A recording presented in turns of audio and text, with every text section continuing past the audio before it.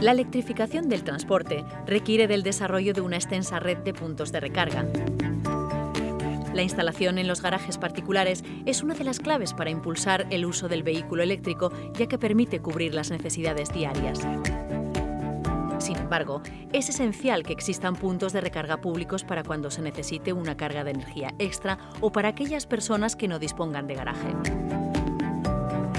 En Ibil hemos desarrollado una plataforma tecnológica propia para la gestión de toda la red de recarga de vehículo eléctrico, que nos permite gestionar la recarga en tiempo real y que además está conectado con el sistema de control de vehículo eléctrico de Red Eléctrica de España.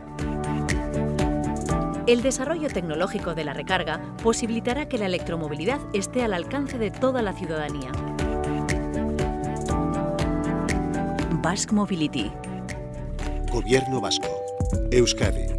Bien común.